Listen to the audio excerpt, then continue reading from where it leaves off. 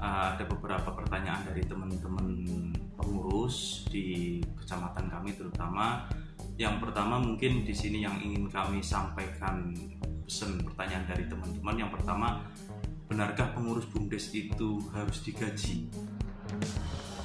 Baik, terima kasih atas pertanyaannya. Mencoba menanggapi.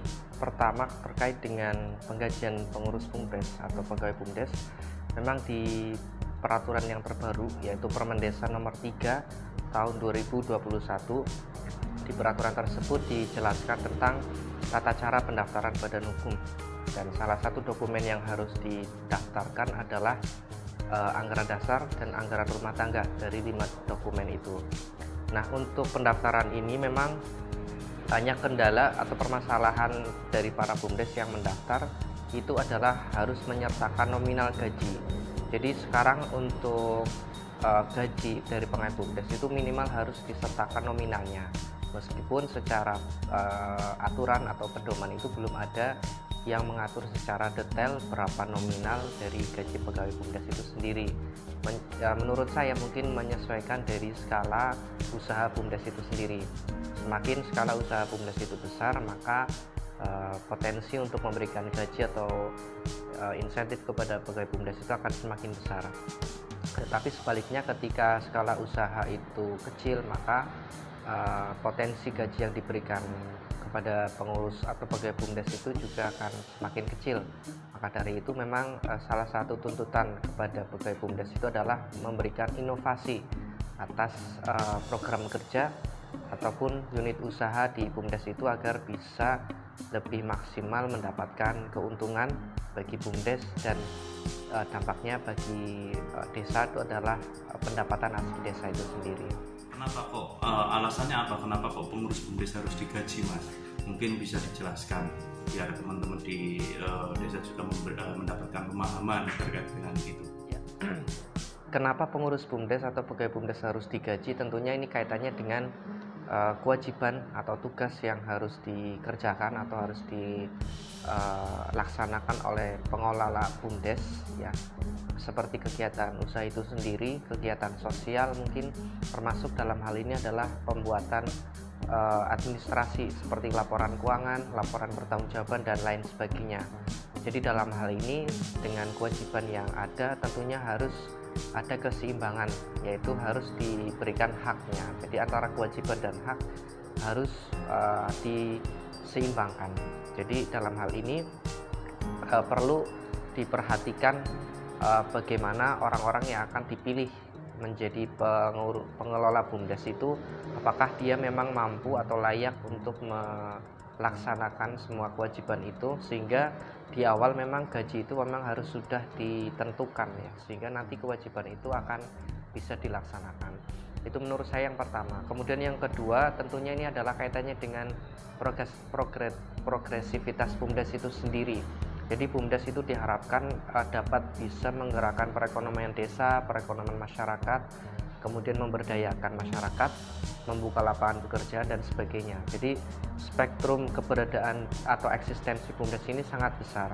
Ya, paling tidak ketika memang belum bisa memberikan dampak yang signifikan terhadap masyarakat atau desa, minimal bisa memberdayakan pengelola BUMDesnya, memberdayakan pegawai BUMDesnya, sehingga mereka bisa menjadikan pengelolaan BUMDes itu sebagai pekerjaan.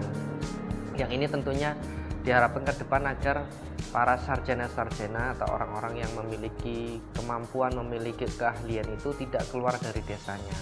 Dia tetap bisa memberikan kontribusi kepada desa melalui pendidikan atau melalui keahlian yang dia miliki, sehingga orang-orang yang ada di desa itu tidak sampai keluar, ya. Dia bisa membangun desanya, dia bisa mulai membangun desa dengan latar belakang atau background pendidikan yang dia miliki.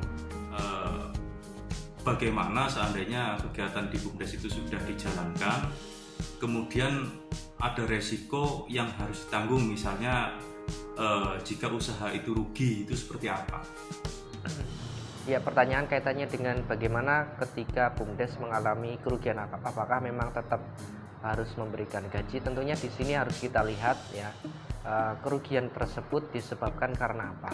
Apakah karena memang tidak ada kegiatan usaha, ataukah memang ada kegiatan usaha tetapi dalam prakteknya mengalami kerugian.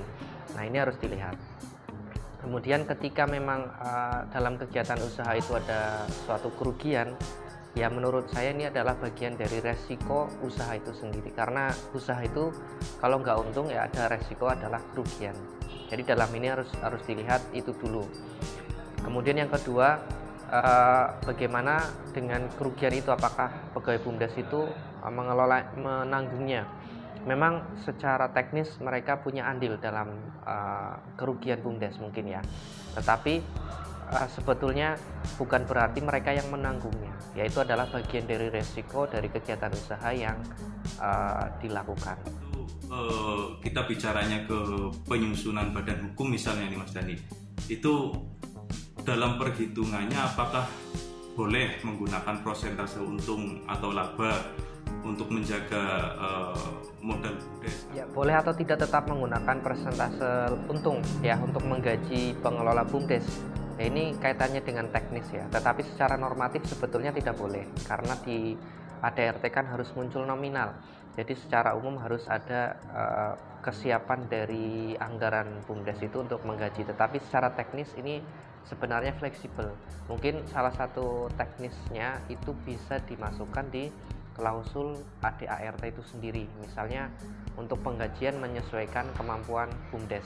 Artinya ketika keuangan itu tidak mampu memberikan gaji, ya setidaknya itu menjadi hal yang bisa dimaklumi ya, karena kegiatan BUMDes itu mengalami pasang surut ya. Bagaimana prakteknya agar modal BUMDes tidak habis untuk gaji atau operasional itu yang mungkin kadang di pengurus BUMDes sendiri mereka menjadi satu permasalahan ketika ada operasional yang harus ditanggung sementara di penghasilannya atau di profit yang mereka dapatkan kadang tidak mencukupi. Nah, itu kira-kira seperti apa, Mas?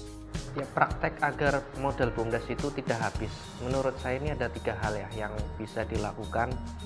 Yang pertama adalah memastikan kegiatan usaha itu tetap berjalan, memastikan kegiatan usaha berjalan. Karena menurut saya ini adalah ruhnya pengelolaan BUMDes ya. Kalau misalnya BUMDes itu tidak ada kegiatan usaha, maka dipastikan modalnya akan lama-kelamaan menyusut ya. Tetapi ketika kegiatan usaha itu berjalan, maka yaitu ada tadi resiko untung dan juga resiko kerugian dan juga keuntungan. Jadi dipastikan juga kegiatan usaha ini secara filosofis ini berjalan. Jadi jangan sampai hanya sibuk saja tetapi tidak ada perhitungan yang matang untuk pengelolaan usaha. Jadi harus tahu berapa margin atau keuntungan yang didapatkan, berapa yang harus dikeluarkan, itu harus diperhitungkan dengan matang. Jadi satu itu harus ada kegiatan, memastikan kegiatan usaha berjalan. Kemudian yang kedua harus dilakukan evaluasi secara rutin. Ya, ini kaitannya dengan mengetahui bagaimana perkembangan kegiatan usaha itu secara periodik. Ya, minimal setiap bulan lah kita tahu berapa pendapatan yang masuk, berapa biaya yang keluar, sehingga kita tahu keuntungan di setiap bulan. Jadi jangan sampai kita tidak tahu bagaimana kinerja BUMDes di setiap bulan, setiap periode. Ya, itu yang kedua. Jadi harus ada evaluasi secara rutin. Ya, memang ini kami sarankan memang diprogramkan di BUMDes itu setiap bulan ya. Bagi pengawas ya, itu lakukan evaluasi secara berkala setiap bulan. Kemudian di situ juga dilakukan telaah, direview apakah pendapatan ini memang sudah maksimal didapatkan atau mungkin barangkali ada yang belum maksimal. Kemudian biaya juga dilihat apakah pengeluaran itu memang sesuai dengan penggunaannya, apa jangan-jangan mungkin ada barangkali pengeluaran yang di luar program dan seterusnya. Kemudian yang ketiga adalah bagaimana menghitung kemampuan akuntansi ya, bagaimana menghitung laba itu sendiri. Jadi menghitung laba jangan sampai nanti menghitung laba itu masih kotor, misalnya tidak memperhitungkan biaya penyusutan atau di perhitungan laba rugi ini masih salah ya, yang seharusnya tidak masuk di pendapatan masuk di pendapatan, atau sebaliknya yang seharusnya tidak masuk di biaya itu dimasukkan di biaya, sehingga perhitungan laba rugi ini tidak tepat ya. Memang ini yang perlu diperhatikan adalah kemampuan dari pengelola BUMDes. Makanya desa perlu memperhatikan kapasitasnya, kompetensinya yang bisa dikembangkan dari para pengelola BUMDes. Metode menghitung nominal gaji itu yang ideal itu sebenarnya seperti apa, Mas? Ya, bagaimana menghitung gaji yang tepat, nominal yang tepat. Menurut saya ada 3 metode yang bisa dilakukan. Metode yang pertama itu bagi BUMDes yang baru akan berjalan. Metode ini atau BUMDes yang akan memulai unit usaha baru. Untuk ini pakainya menggunakan proyeksi. Jadi diperkirakan berapa pendapatan yang masuk, kemudian biaya yang keluar, lalu dari situ akan ada untung, potensi untung. Nah, nanti dibagi 3 pos. Yang pertama untuk penambahan modal, yang kedua untuk pendapatan asli desa, kemudian yang ketiga ini untuk gaji ya. Jadi memang nanti di situ akan terlihat berapa potensi yang bisa diberikan kepada pegawai BUMDes. Itu yang pertama. Yang kedua, bagi BUMDes yang sudah berjalan, ini tentunya akan lebih mudah karena tinggal melihat bagaimana record ya, bagaimana pendapatan setiap bulannya, kemudian bagaimana untung setiap bulan atau biasa dapat persentase berapa. Nanti di rata-rata setiap bulan, maka itu akan muncul nominalnya. Itu yang kedua. Kemudian yang ketiga, metode inovasi. Artinya di situ mungkin bisa memaksimalkan ya gaji yang bisa diberikan ke BUMDes ya. Kalau bagi saya mungkin akan menanyakan bagi pengelola, mereka ingin gaji berapa atau minta gaji berapa, misalnya UMR, maka dari situ akan nanti muncul berapa beban atau biaya setiap bulan. Nah, setelah itu nanti ditarget ya, berapa pendapatan minimal setiap bulan yang harus dihasilkan. Tetapi jika hasilnya itu tidak sesuai, maka konsekuensinya ya gajinya di bawah itu. Artinya minimal dalam bulan berjalan itu balance lah, tidak sampai rugi. Jadi pendapatan dan pengeluarannya itu sama. Jadi sumber penggajian pengurus BUMDes, apakah kemudian boleh jika penggajiannya itu diambil dari modal yang sudah diberikan melalui penyertaan modal BUMDes? Baik, selanjutnya terkait dengan sumber penggajian ya bagi pengelola BUMDes. Banyak di sini yang mungkin salah paham ya, apakah penggajiannya itu hanya boleh lewat persentase untung atau jika kegiatan usahanya mengalami keuntungan. Ini yang harus diluruskan bahwa sebetulnya untuk penggajian itu bisa diambil dari permodalan ya. Barangkali ada yang masih merasa ketakutan apakah bisa mengambil dari modal ini untuk menggaji. Jadi sebetulnya dalam permodalan BUMDes atau penyertaan modal itu seharusnya memang diperhitungkan untuk nilai penggajian dari pengelola BUMDes. Nah, ini harus dihitung di awal. Kemudian ketika nanti ada kegiatan usaha, nah itu bagian dari keuntungan ya atau berkembangnya suatu modal. Itu yang pertama. Jadi memang di sini yang perlu ditekankan adalah bagaimana penyertaan modal itu tidak digunakan yang salah ya. Barangkali penyertaan modal ini yang sering kita temukan itu tidak efektif penggunaannya atau bahkan sesuatu yang dilarang. Misalnya untuk membuat bangunan ya, membuat ruko, membuat gazebo dan lain sebagainya ya infrastruktur lah mungkin seperti itu. Ini yang salah, yang harus diluruskan. Itu hal yang tidak pada peruntukannya.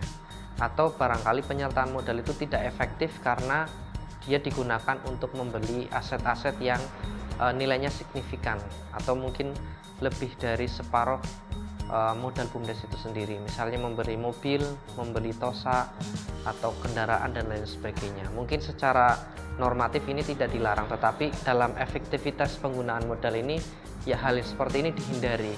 Karena sebaiknya ketika unit usaha BUMDes itu membutuhkan bangunan atau membutuhkan kendaraan atau aset lainnya, itu sebaiknya memang desa yang membangun atau yang membeli.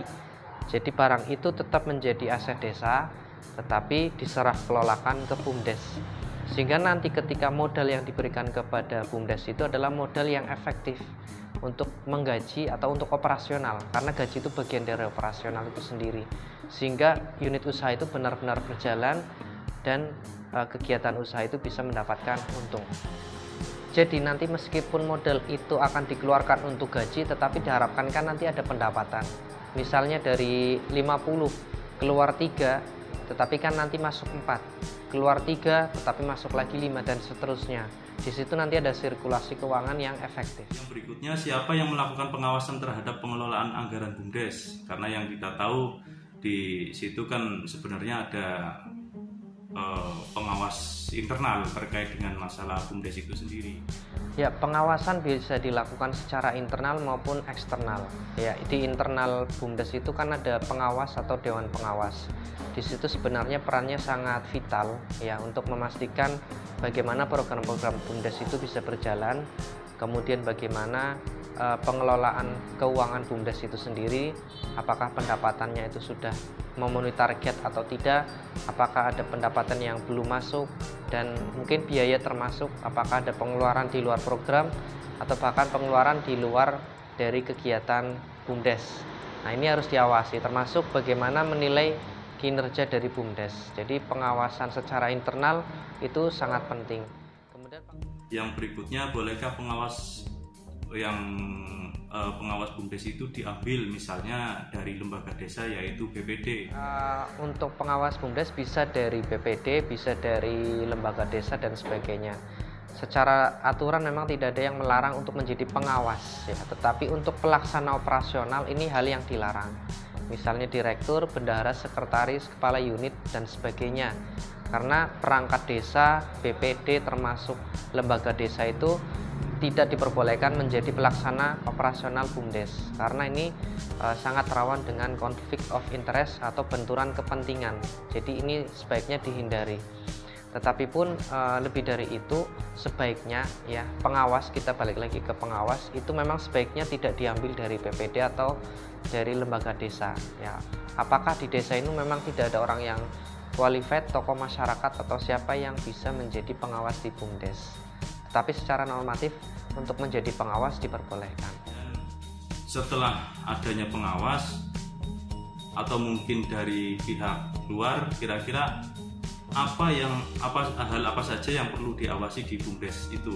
Karena kita tahu dengan penyertaan modal yang lumayan besar tentu nggak bisa kemudian tanpa pelaporan atau tanpa pengawasan dari baik dari internal sendiri atau maupun dari Pemdes atau dari mungkin banyak hal, tetapi kalau saya bagi ini jadi dua. Satu performance, yang kedua kinerja. Apa bedanya? Kalau performance itu sesuatu yang bisa kelihatan, misalnya kehadiran, ada tidaknya kegiatan dan lain sebagainya ya. Bagaimana aktivitas-aktivitas dari BUMDes itu apakah berjalan atau tidak, sesuai dengan rencana, sesuai dengan program atau tidak. Itu performance-nya. Kemudian yang kedua adalah kinerja. Ya, kinerja ini kaitannya dengan hasil. Nah, ini kaitannya dengan perhitungan bagaimana kegiatan usaha itu menghasilkan laba. Apakah memenuhi target atau tidak. Maka di sini penting bagi BUMDes itu untuk menetapkan target setiap bulan, bahkan setiap tahun, sehingga bisa tahu berapa capaian dari BUMDes untuk setiap periode kegiatan usaha. Berapa persen untuk mencapai target itu, sudah mencapainya hampir atau sudah melampaui. Ini akan jadi penilaian itu sendiri. Bagaimana menyusun gaji di penganggaran BUMDes? Karena memang di penganggaran BUMDes ini kaitannya gaji agak menjadi momok juga, Mas Dani. Mohon dijelaskan kepada kami bagaimana tekniknya dalam menyusun gaji di penganggaran BUMDes itu sendiri. Ya, untuk menyusun anggaran penggajian ini memang sebaiknya dilakukan 1 tahun ya. Jadi misalnya dalam 1 bulan itu berapa sih beban yang dikeluarkan untuk gaji untuk pegawai, kemudian dikali 12. Nanti dilihat kemampuan kas dari BUMDes itu sendiri. Kalau sekiranya tidak mencukupi, maka di sini diperbolehkan untuk mengajukan penambahan permodalan. Ya, ini karena gaji itu adalah operasional. Jadi secara perhitungan sebenarnya ada 2 hal. Ya, biaya itu ada 2 hal. Satu biaya variabel, yang kedua adalah biaya tetap. Bedanya apa? Kalau biaya variabel itu adalah biaya yang dikeluarkan ketika ada kegiatan usaha.